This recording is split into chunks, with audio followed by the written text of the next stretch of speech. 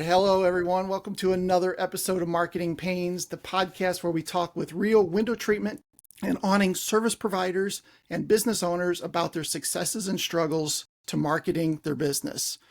Today, we're doing something new. We're doing a quarterly segment that we're going to be calling Quarterly Outlooks Through the Pane. We're going to have different people on each month, kind of a roundtable discussion where we bring in industry experts and real world boots on the ground window treatment and awning dealers to get their perspective on the industry as a whole. Today we have two fantastic guests, Mike Lewis and Jessica Harling. Mike, let's start with you. Tell us about yourself and your business. Thanks. So as you said, my name is Mike Lewis, owner of AAA Awnings here in Orange County, California, Southern California. We manufacture both aluminum and fabric awnings for windows, patio covers, and industrial, big carport, truck, overhead docks and stuff like that. We started out as a customer of an existing company. They went under about 21 years ago, and my dad and I started this back up. Thank you. Thank you. Yeah. Appreciate that. Jessica, tell us about yourself too. Yeah, I feel like I'm on a interview like chair sofa right now with you, Mike and Will. I am Jessica Harling from Behind the Design. We build rock solid operations and rock star cultures through our training, recruiting, and process development consulting in the window covering and interior design trades. Awesome. Thank you. So you specialize specifically in this industry as well, right? Yes, yeah, specifically in window coverings. I'm fourth generation. I've worked in my family business for about 8 years before opening the consulting agency, and I just absolutely love window covering and exterior shading dealers. Awesome. Awesome. Thank you. So today I want to talk about two basic topics, I guess you could say. One is overall or market trends, how you guys see things going on now that we're in the fourth quarter of the year. And then I also want to touch on the Sun Shading Expo that just happened. I know that both of you attended that, so this will work out well for us. We can get questions and perspectives from both sides. So with 2024 kind of winding down, Mike, we'll start with you. How would you describe the current state of the market in the window treatment and awning industry? Good question. Generally, I would say that prior to this year, or maybe the last year and a half, we have seen, the middle class, it was our bread and butter. And so that's where we'd be selling everything and everything would be mid. And every now and then we get a really luxury item, and every now and then we'd get people with like, oh, I just want the cheapest thing possible. But recently I feel like that we've seen a lot of people go extra luxury, and cost really wasn't a factor. And sometimes, it was like we'd come in at a $10,000 job and they'd say, oh no, is that the best quality you can do? And now we ended up selling them a $20,000 one.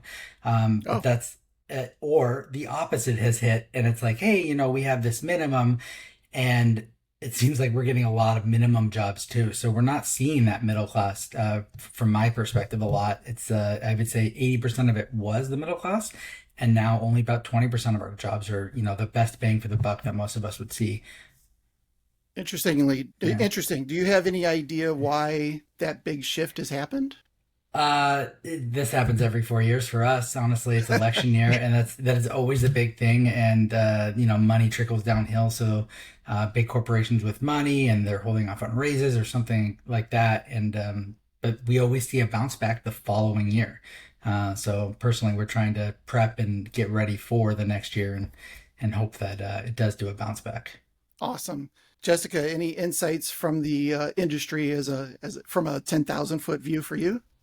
Yeah, for sure. Well, I would definitely echo what Mike said. I'm seeing that across the country, that middle class customer. I think it is coming off of the pandemic too, where those were the people that bought in the last couple of years. And so now you have the ones that have exhausted some of their initial budgets and income. And so it's forcing to that luxury client, because everyone else is being conservative and holding off. And it always happens during the election year. But I'm calling it pockets of panic. Like there's clients that I have across the country that are like, oh my God, this is doomsday. And, everything is going to, end their business when they're just fine, and they were probably actually higher than what their pre-pandemic levels were. But it's the drop that's freaking people out versus having planned for it and prepared financially or with your processes so that you can withstand any sort of roller coasters in the business, because they're going to happen. We know they're going to happen. Yeah. Are there any particular opportunities that you see, since it seems to be shifting towards a little bit more like the luxury market, or these types of people are starting to raise their hands a little bit more? Are there any opportunities that either of you see that you should be taking advantage of? Yeah, I think on the luxury side, I like to say you got to go where they live. And so, from a marketing standpoint, I'm sure you can echo Will, you have to know who they are. Like, where do they go? Where do they have charity? Where do they, network? Where do they work? Like, we got to be in those places. And so whether that is being on a board or going to a charity event or whatever, you just have to go where they live and literally network with them, with a designer that's in their house, with an architect that's in their house. It might even be these big estates, they have property managers, literally like a condo association would have a property manager. So you have to get in with the in crowd, and they're going to buy from each other. So if you're not in the circle, you got to break your way in. Yeah. Yeah, Mike, that's are a you seeing good anything? point. Go ahead. Go ahead. Oh, no, yeah, go ahead. I was just gonna going to ask you the same thing. Yeah. Can you repeat the question again, actually, so I answer it correctly? Yeah, sure. So what kind of opportunities do you see, especially in the luxury market, raising their hands a little bit more now? Make sure that you're prepared to offer them what they want. So there have been plenty of times that we've gone out to customers' house and they want the nicest thing possible, and someone else is willing to offer it. And I just went to that house thinking, okay, well, we're probably going to get a $5,000 to $10,000 sale, not this $20,000 luxury thing. And they ended up going with the $20,000 because that's what they wanted. For us middle class, that's not usually within our budget for a lot of stuff, right? For just one awning. But my clientele, I want to have essentially more money and to be able to spend more money on our products. So we want to be more prepared for a lot of those. And now we are. Now we say, okay, hey, you want the nicest of the nicest? Not a problem. We go out there and we've sold quite a few because they've literally said, I want the best of the best of the best. Yeah. And it's double the cost of a regular one that's very similar, but it is 20% better than this, 50% better than this, 10% better than this. And it has all those items and features that they want. What are those products and services that people are kind of like adding on now? Sure. So like specifically to like retractable awnings that we do, a lot of brands might only go out to 12 feet, but then there's some that do 14 or 14 and a half. There's one that is 16 and a half, but you pay almost double for that 16 and a half because it just needs to be that much stronger. If you think about holding just a 5-pound weight out here, right? You can hold it here for a couple minutes, but you hold it way out here and that's going to get real heavy real quick. So the shoulder needs to be strong. It needs to be twice as thick. The cables need to be twice as thick. So you're paying double essentially for all those items. But you get a much stronger awning. And for some people, they really need that. Yeah. I mean, I guess it's a good problem to have, right? If Yeah. people are upgrading more than you expected. But I love the idea that you said you got to be prepared for that. Don't just go into a home and say, this is what we're going to be able to provide to you. If they want to upsell, make sure that you're ready to do that. Yeah, absolutely. Always have that stuff in pamphlets or get back to them that day with the information. Yeah. I think that's another key point too, is getting back to people quickly. With the more people raising their hand, they get a little fickle if you're not replying quickly, because they can just hit the back button and go to the next company. So that's a huge part of it as well. Yeah, Yeah. absolutely. I mean, especially in the luxury client, because when you look at what people can buy, you've got service, you've got price, you've got speed. And so when you talk to the luxury client, they don't care about the price. And usually you get two out of three things. So now they care about speed and service. And so if you're not responding quickly, if you're not getting it to them, yes, we know our custom products take some time, but if it's inefficient, if you're doing 12-week turnarounds versus 4-week turnarounds where some other manufacturers can get to, then you're losing that luxury client. And I think it's a great point Mike made as well about the customization of your goods and your services. It might be that you add a color consultation to it, or add on exterior if you're a window coverings company, or if you're exterior company, add on some sort of window coverings. So it's that full service effect you're going for with the luxury clients. Like, they want the concept of a one-stop shop. And if you're a business that specializes in just one thing, great, then that's where you have to be well networked. Make it feel like a one-stop shop by, hey, I've got my kitchen and bath guy, I've got my painting guy, I got this person. And so that offers them a full service, even if you're only doing one segment of the market. You can still specialize and bring your peeps into the sale. Yeah, absolutely. I'm lucky enough to live pretty close to the coast, so we have a lot of luxury clients, and that works out well for us. That we go out and we're doing a retractable or an awning on their back deck, and they have a boat or they have a Duffy boat or something, and oh, I look, it's kind of torn, or the window panels are done, and so we actually recently over the last couple of years have done a lot of that since COVID, really. That we go out there and say, hey, do you need a new cover?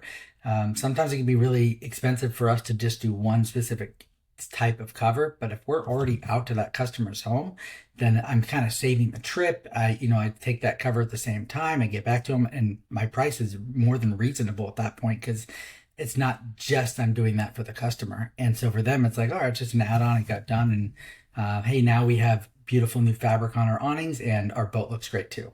And then you get into the boat, and now we've done boat cushions here recently a lot too for customers. So yeah, Capitalizing on the market. Right. yeah, exactly. You have to. Right. And then you've got referrals on top of that, right? You do those couple things, and then the guy next door says, well, I need help with my boat. Yeah, and honestly, a lot of times you see it with the luxury clients too.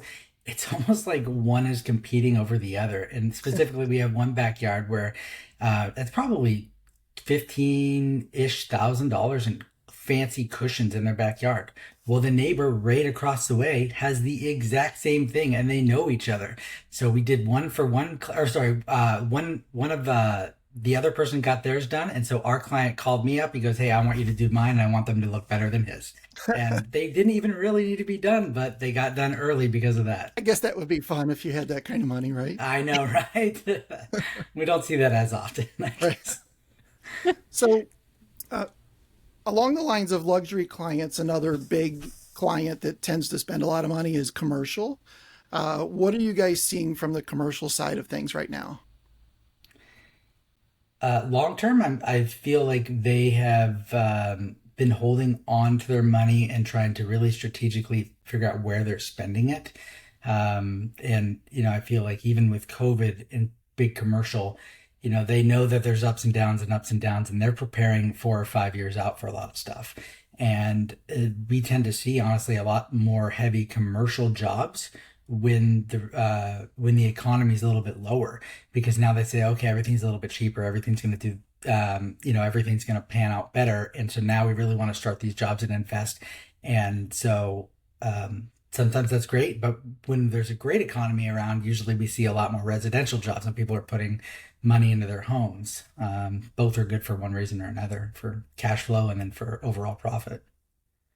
Yeah, and another element with the commercial jobs is where, and really this translates eventually to residential too, but where there's building happening in the United States. So, for example, like I think it's Amazon is opening up something in Columbus, Ohio, and there's something happening out in Charlotte, North Carolina. And so you've got these pockets throughout the country that are experiencing expansive growth through their building, because first they're the commercial side, they're building the facilities. So you're going to get the commercial work and building the facility. And then since you build it, the people will come. So now you've got people that are moving to the area for these jobs and having to support their families. Now they're having jobs, and it trickles down to wanting window coverings in their homes. So anywhere that there's building happening in the country is going to be a place that you want to seek out for potential opportunity. Yeah, absolutely. I'd echo that too from the marketing side. I say that we get more calls from companies that are in those areas, from Scottsdale and from the villages in Florida. There are a lot of companies that are in these different pockets, and they're like, hey, we need to get the word out because construction's going crazy right now, or things are really building.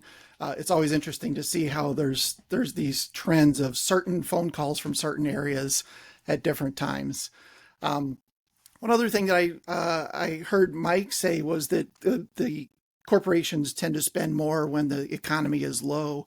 We see that from the ad side a lot. So a lot of the mom and pops will, if the economy starts going down a little bit, they'll pull that paid budget back, right? They won't spend as much on the paid ads, which makes more inventory on the ads. And that means that the bigger 1 million, 2 million plus companies can get in there and buy cheaper ads, which is always interesting that we see that trend as well.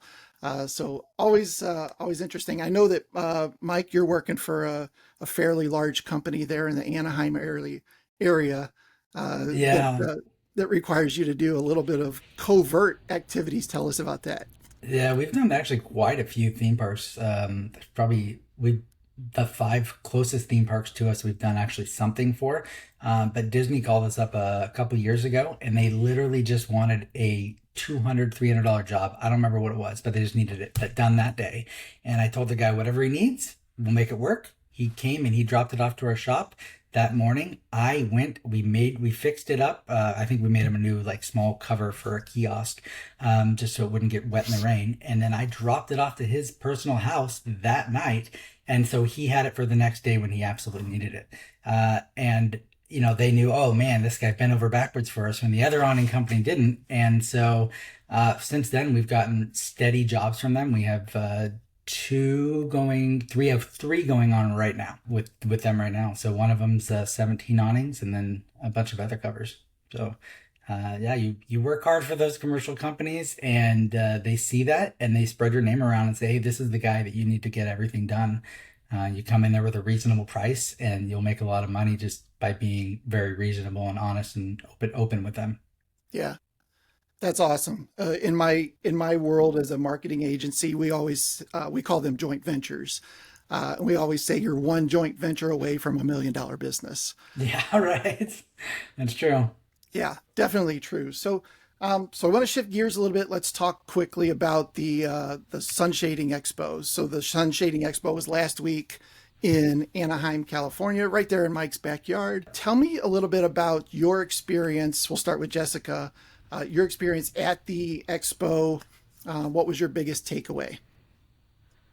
Well, it's so interesting to see that world of exterior, because I do come from a world of interior. So it always blows my mind about the innovations and really true innovations, because the window covering industry has had little innovation over time. And so it's kind of cool to see the technology that's available, and just, like I remember when exteriors was a thought in our family's mind like 10 years ago, and we just started to explore it, and literally we're like, oh, it's Chicago, it's too windy, no one's going to be doing exteriors. And now like everyone's doing exteriors. So that was really cool to see. And just having gone to the show last year, they doubled it in size this year. It was just really cool, the energy and people to meet.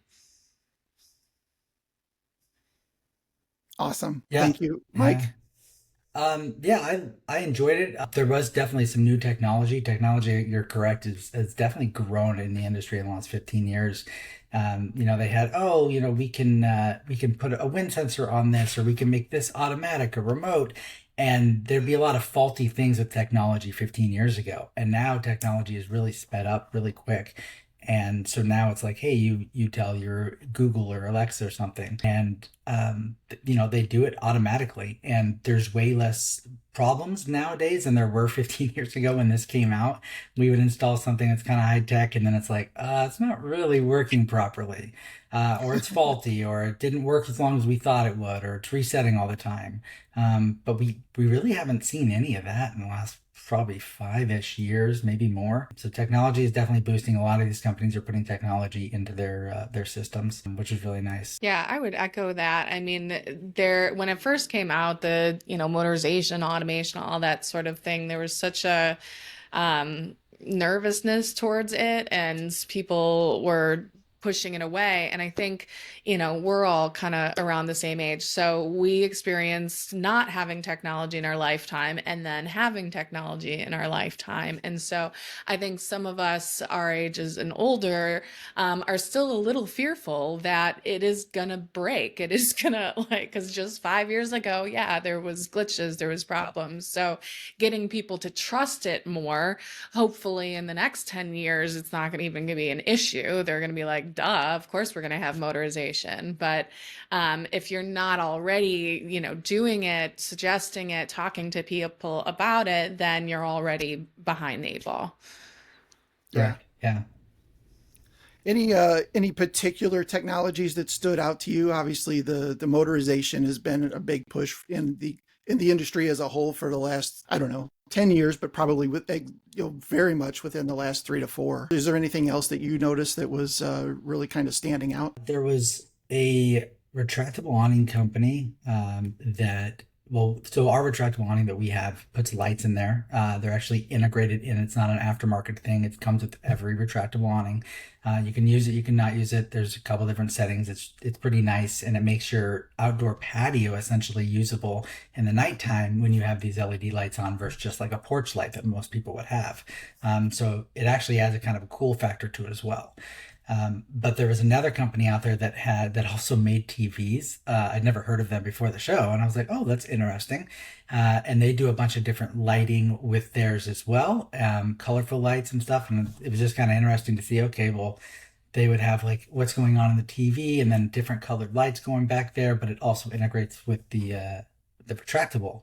And I was like, oh, that is kind of interesting, new. I don't know where the market will take that, but it was certainly interesting to see. Yeah, That's and pretty that's cool. what struck me too. I mean, the whole concept of exterior shading when it first started or when it first became this big boom was very, I feel like more commercially focused, very straight edge solar like shadings or awning systems. Now they look so cool, and you can have like a dance party underneath them, and it's a scene. Like it's literally taking your beautiful interior and taking it outside and beautifying that outside too, and creating literally another room of your home. So that's what I think the outdoor shading world is going to, is making it that expansion of your home. But it's just so cool to see that it just is like, it's something you want to show off. Like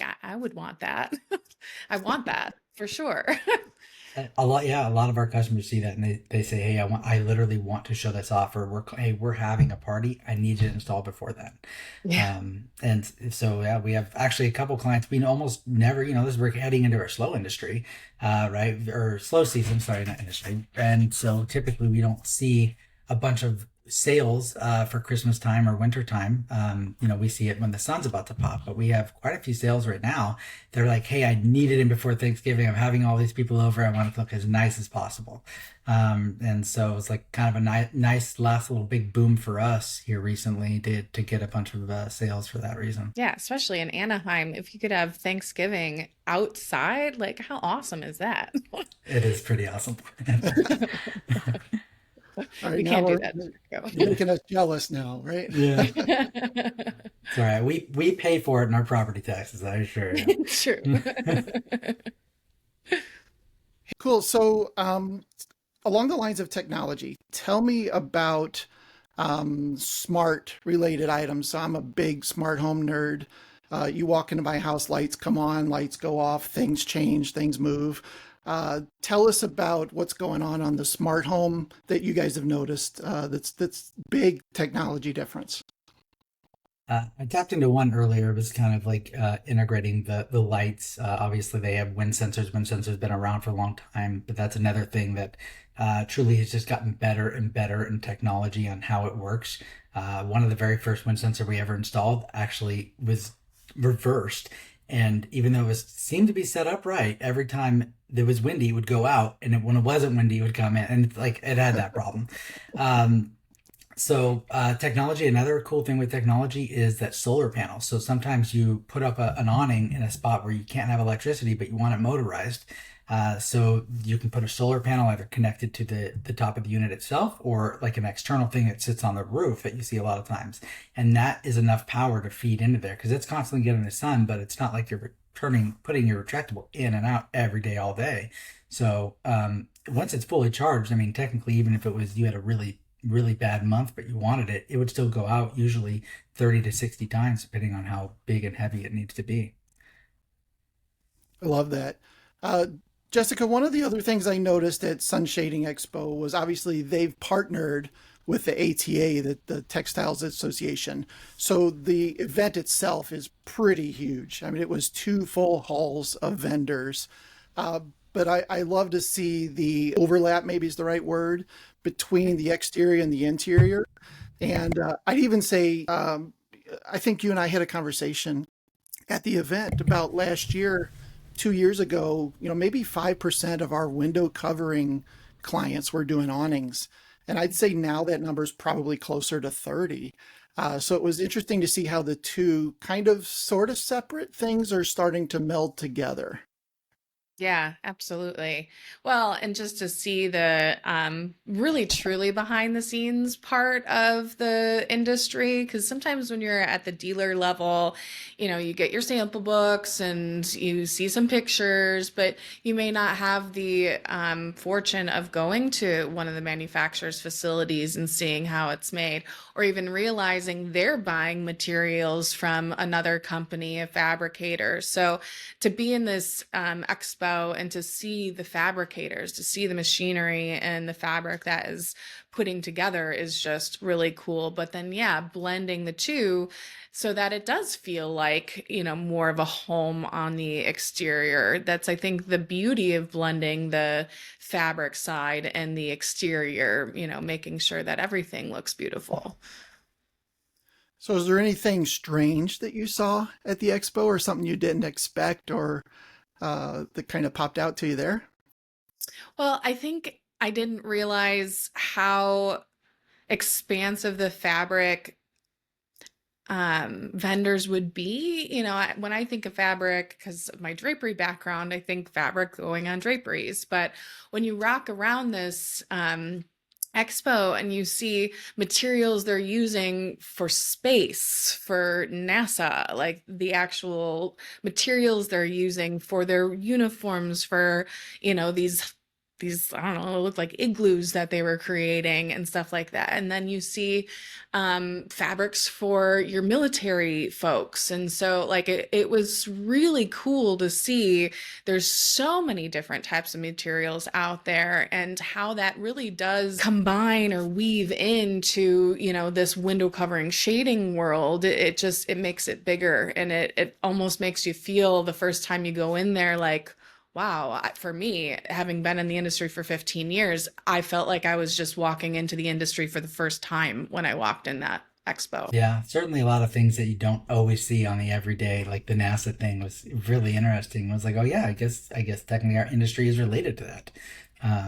Yeah, it's a kind of a cousin of it, but yeah, certainly, I mean, there's nothing saying that we couldn't almost get into that industry, uh, other than there's not a lot of it. Not a lot of people are going to the moon, so um, But the space station needs some window coverings too. yeah, the sun might be really bright out there for sure. Right. Yeah, just think of that on your resume, right? That would be pretty cool.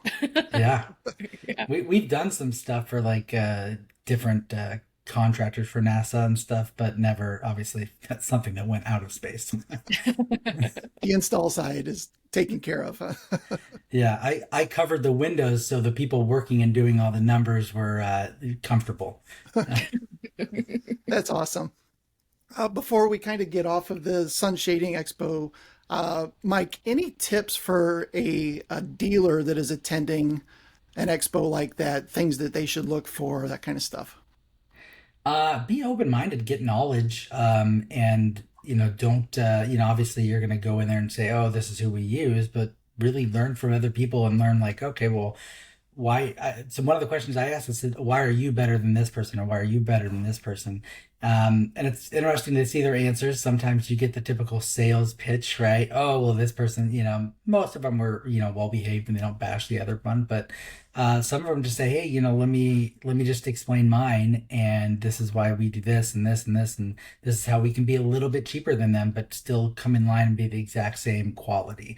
Or this is how we can better our quality or better our quality control because we do everything in house. Or you basically interview them because that's what they're out there to do. So you'd walk up and you start asking questions, and they're hungry for, yeah, okay, let me give you everything I can give you, and they're there to want to give you knowledge. So certainly take it in and ask those silly questions. Sure. Yeah. Jessica, anything from the window covering side, tips that people that are attending these sorts of events should pay attention to? Yeah, I think Mike has a great point about being open. I think what a lot of people do when you get to an expo is you just kind of walk like a drone and you get to the comfortable parts. You get to the vendors that you know, or a person you know, or something. It's almost like going into a networking event cold, and then you finally find someone that you like and, can latch on to. But if you actually do go and you walk up to each of the vendors and you ask, I've never heard of you before.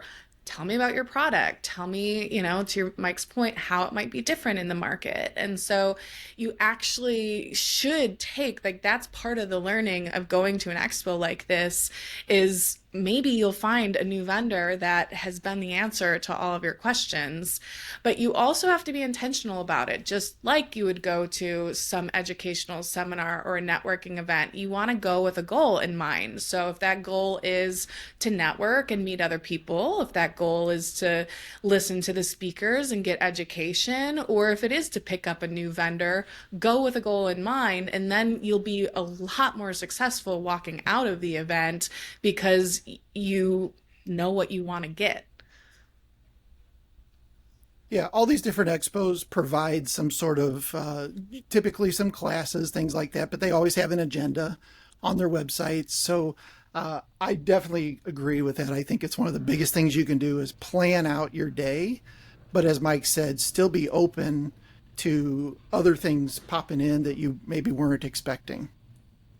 Yeah, and maybe even have a list of questions going in that maybe it's not some specific vendor that you're going to ask those questions to, but like when I'm learning a new product, I have a set of questions that I'm going to ask that new rep telling me about the product so I can compare it from vendor to vendor to vendor. So if you just come prepared with your goal or those questions, then it'll be helpful. Yeah, I definitely think that's part of a good conference experience is having some sort of plan in place. So thanks for sharing that. One last thing I wanted to talk about, and I didn't mention this at the beginning, but I wanted to talk about hiring. So because of kind of the flux that the market is in right now, I wanted to just touch on this as well.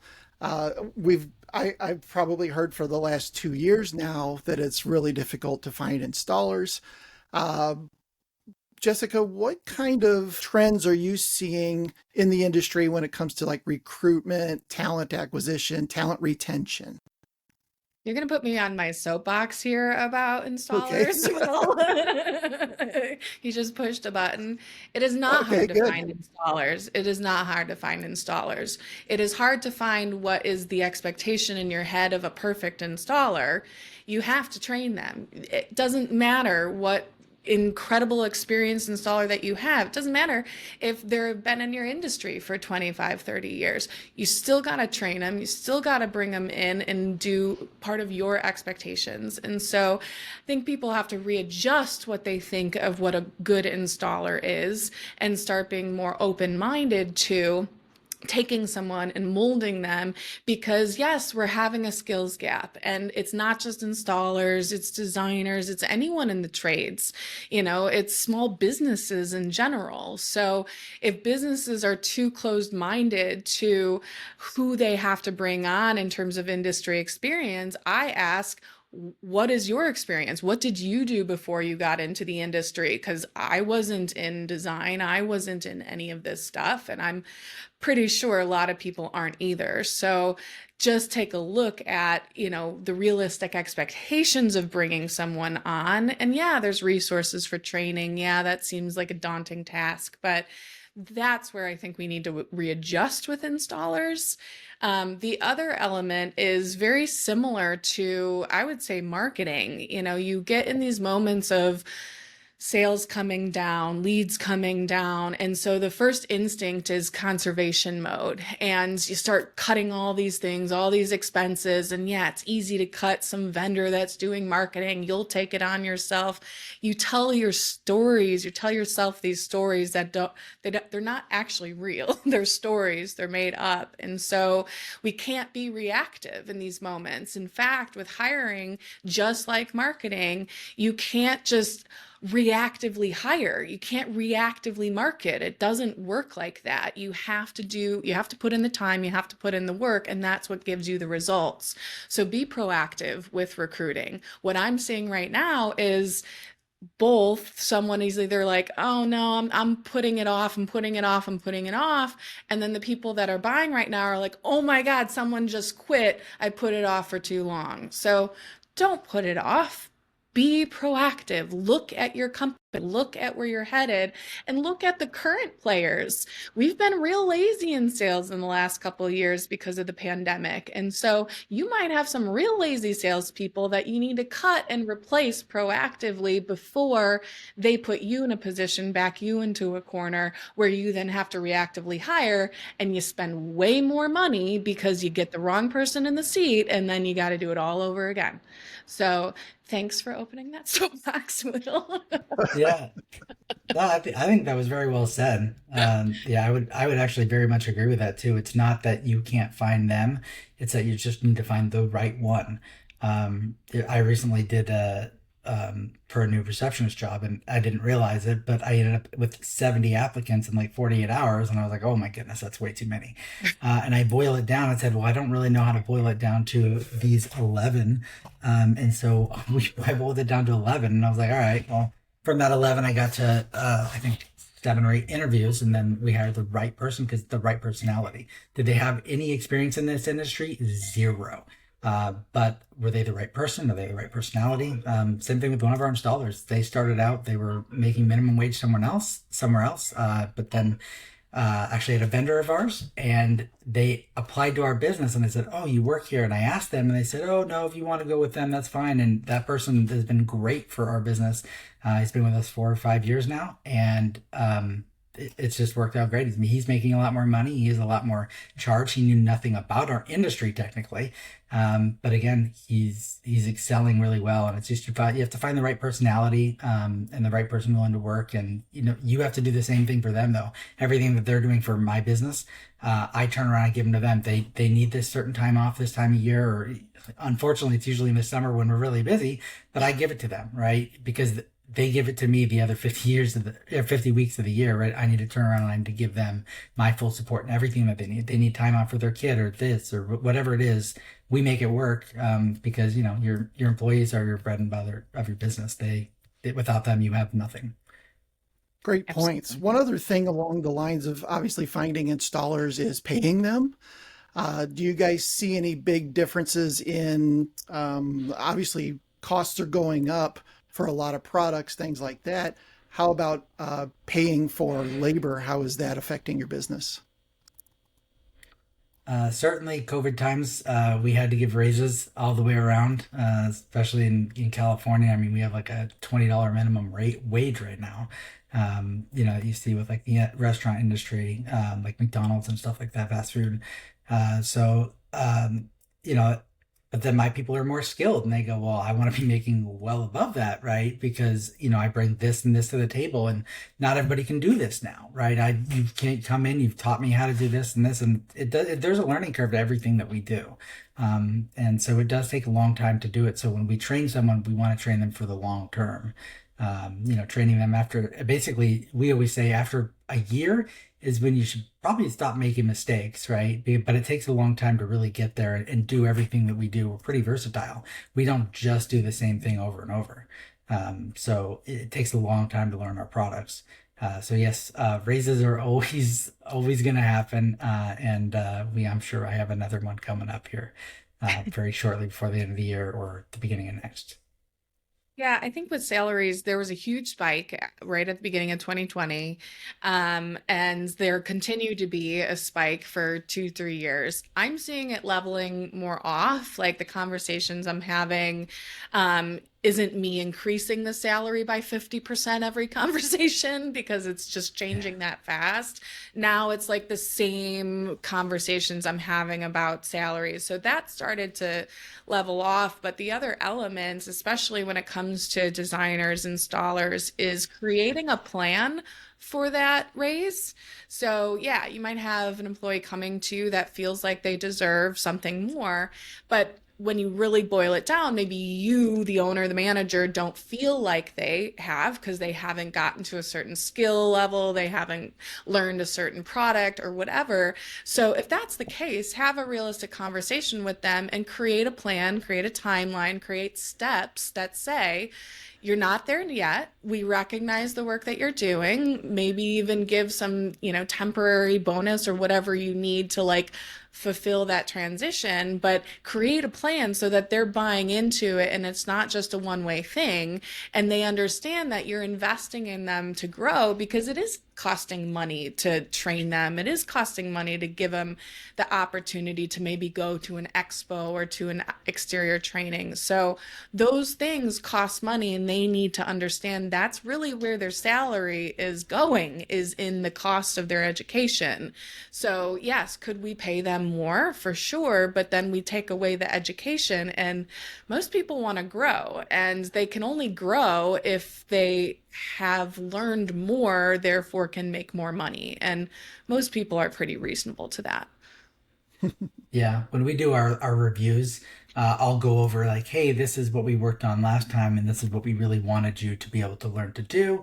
And maybe you haven't learned this part of the job yet, because not even in that 1 year mark where I was saying you don't make mistakes, they still don't learn everything. They don't have a chance to go out and do this product, right? Because I have another crew that specializes in it or something.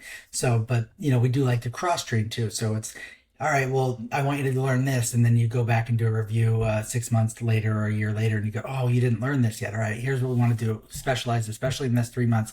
This is our goal. Let's do this. And then once we do that, we can get to the next step. Reward, always reward. No matter what it is, if they're a good employee, you never just give them negatives. You certainly always give them more positives than negatives. Definitely. And those Otherwise, rewards, they're not a good employee.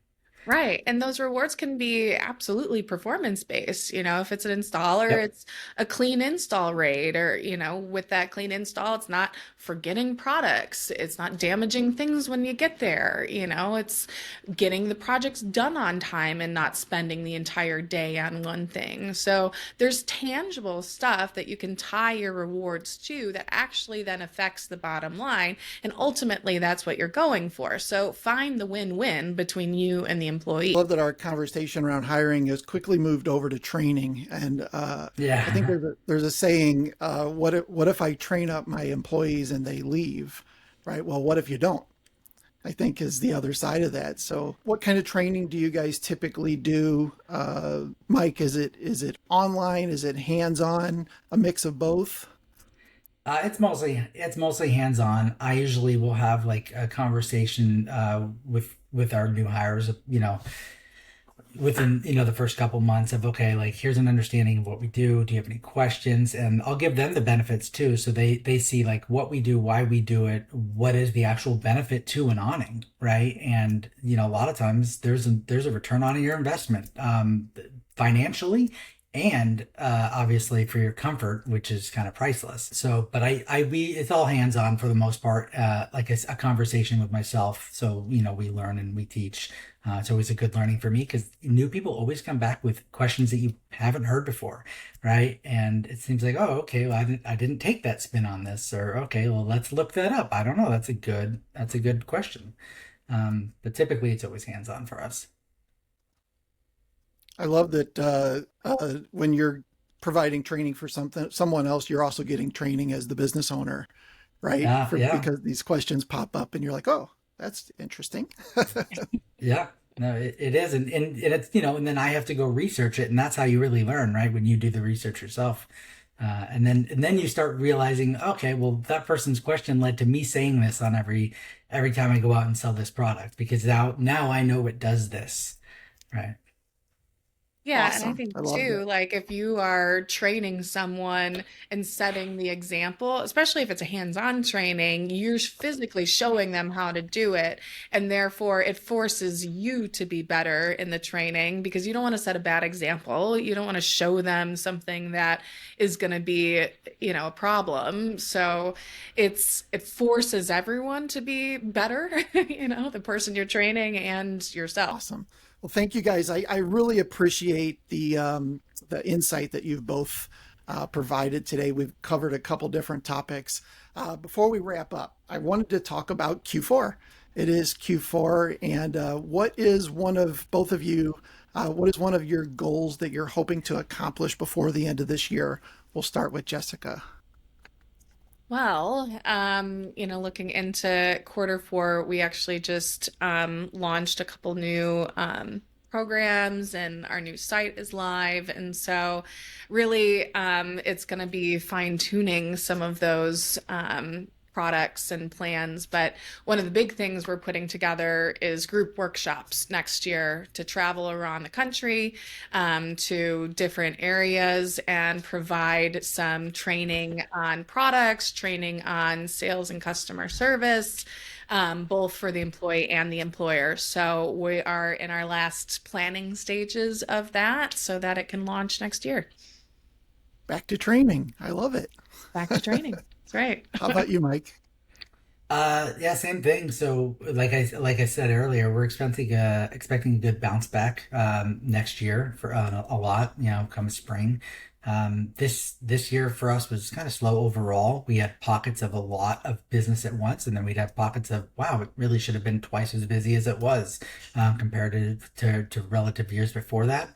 But we're planning for a big bounce back come probably February, spring. We always get calls before the sun comes out for people who are well prepared. And then just like you get calls the day it gets hot and everyone's like, I need you out here tomorrow. So website SEO is a big one for us. So it's a little bit less expensive on our Google ads if we focus on that SEO constantly. Awesome. Well, once again, thank you guys so much for sharing your insights today. I really do appreciate it. Mike, if people can learn more about your business, where's the best place for them to go? Definitely our website, AAA-Awningsinc.com, where we kind of show we have all of our products up there. Probably we need to fine tune that maybe a little bit more, but we have most of all of our products up there of what we do and how we can help customers. Jessica? Our new site is gobehindthedesign.com, and we have a Facebook, LinkedIn, and Instagram. You can find us at Behind the Design or Go Behind the Design. Perfect. Thank you guys again. I really do appreciate your time. As a listener, I hope that you got some good value out of the discussion today.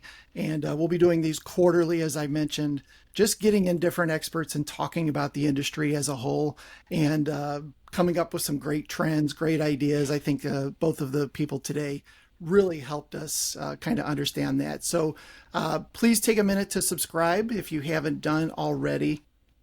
Any links, resources, things that we've mentioned today will, of course, be in the show notes for this particular episode.